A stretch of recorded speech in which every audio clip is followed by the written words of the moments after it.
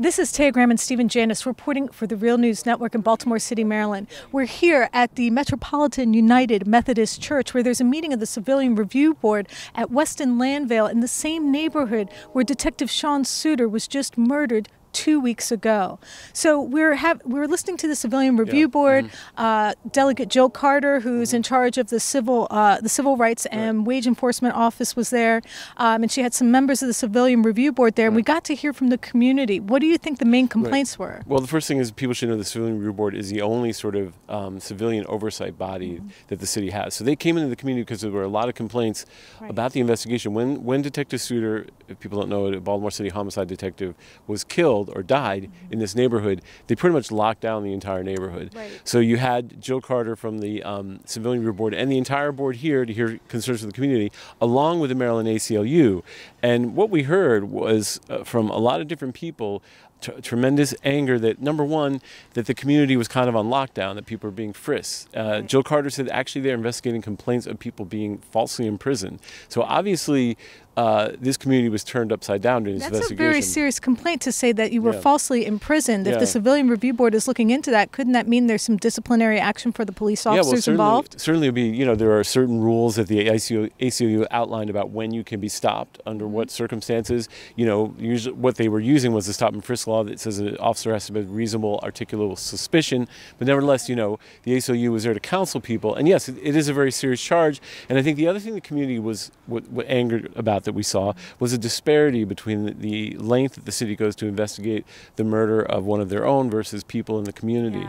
And that really came through tonight, that the general frustration that police just don't care about us, and which was evidenced by this investigation and about the way they have approached Sean Suiter. And of course, I think looming over the whole thing was that the monitors were there from the federal monitors. The independent monitors were there, Yeah, which is really interesting because I asked them, would they talk to us? I asked them if they were going to make a comment. I asked them if they're going to do any action. And they looked at me like I was, you know, like someone out of outer space. Now, this is the people who are supposed to being paid by the city taxpayers to monitor the police department. It is not supposed to be a secretive process. But I can tell you that they acted like they had no reason to talk to us as a media, which I think is absolutely ridiculous. Sorry, aren't they supposed to share the information that they gather? Yeah, they're supposed to be monitors, supposed to be public, transparent. You know, the whole. And they were supposed to be chosen by the community as well. And I said, "Can we do a quick interview?" And they looked at me like, "You know, what are you talking about? I'm not supposed to talk to the media." Well, I think that is ridiculous, given the allegations. This is a perfect situation. So I think it'll be a real test of the monitors to see what they do. So why don't we go to some video we have so people can just see the complaints. A lot of passion and anger tonight with the Civilian Review Board in the neighborhood where Detective Suiter was murdered. There could be possibly, and it's just speculation at this point because we haven't investigated anything, but a few complaints that would indicate possible harassment and possible false imprisonment. But I think overall there's a policy issue about, and you know, whether or not this was constitutional behavior, and then whether or not, even if it was legally constitutional, was it in the best interest of the community at this time that we have DOJ oversight?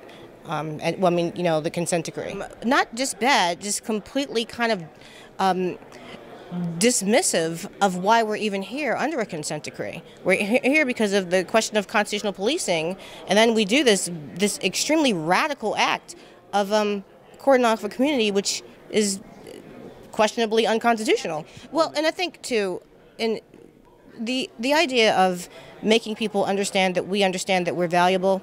I think that the message of what they did because of the detective's homicide or potential homicide versus the lack of that kind of action with the other 60 or so people that were killed in West Baltimore this year. The second day when this was locked down, this board should have went to the media and said, you're in violation. Section number 2652, I just made that up. But whatever the violation quotation is, they need to be stopped. When I see a murder or I see a rape, I'm going to call that in, and I expect, you know, the police to come and take care of that. So with the monitors that we have and with the Civil Board, are they going to really engage in making sure that the violations don't continue? If the commissioner is responsible, that he's making the final call, then maybe the laws will be changed later that somehow we would have to go over his head because he's defending the criminal violations. And the issue that we do not wish to deal with in this city is an uncomfortable issue, and that is the issue of race. Everything in this city is related to race and the disparities that exist, not just with the police department. I don't care if it's housing, development, resources, funds across the board. It is clear it's all based on race. If this incident would have happened in Roland Park, that neighborhood would not have been corridored off 6 or 7 blocks. But we saw the disparity when the white woman was killed in Roland Park. Damn near the whole police department came out and searched. But when Pookie got killed in the neighborhood, they put a detective on it and said, we're going to check it out.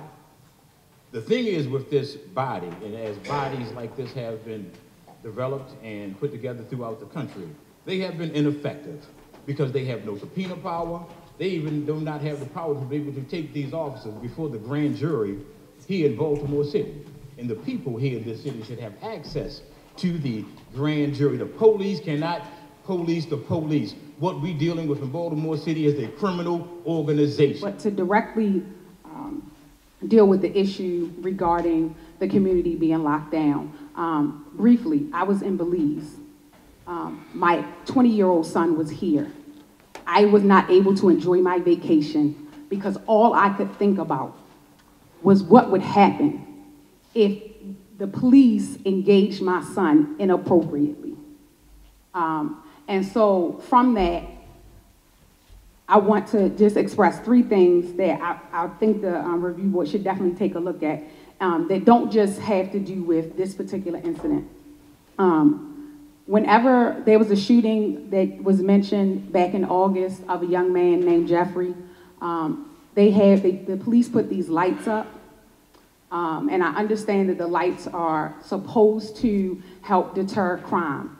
But I'm going to tell you, as someone who lives in the neighborhood, it makes me feel like I'm under a microscope all the time. I don't know whether these lights are constitutional, but maybe this is something that you all should be looking into as well. The lights are... We got to go after the people who gave the orders, because the police officers on the front line just don't decide to quadrant off a city and be assigned to one area. They don't make those decisions.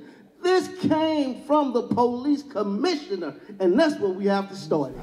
I was walking down the street with a friend of mine, and the police was locking up another guy, but he was a heavy guy. And all the guy said that was with me was, he's too big, you gotta put him in another car. Once he said that, the officer beat him so severely. Some more police from Western District came down, and when they came down, I guess it was the captain, whoever wear the white shirt, the hat, he joined in and beat this boy. It had been about 9 of them, beat this boy so bad. They knocked him out, and he when they picked him up, he kind of woke up a little bit, and they knocked him back out. Me and a few other guys in the neighborhood got together, and we went down to the Citizen Review Board that was downtown across from the courthouse. We filed a complaint. We went to court. When we went to court, I think it was the guy from the FO, the police department. Yeah, I think his name was Fry at the time, something like that. They came in and said the officers didn't show up, and we have not heard nothing since. That guy is damaged. As we speak today, that young man is damaged. And it seems kind of awkward when y'all mentioned something about the police being involved. Right now, the police is a little bit different now. And their mindset is, and I'm quoting, we only care about kids, unquote. So that means if your brother, your father, your uncle, sister, whatever, or whatever neighborhood, they're not worried about that. And when you become a police, you're supposed to protect everybody. This is Tara Graham and Stephen Janis reporting for the Real News Network in Baltimore City, Maryland.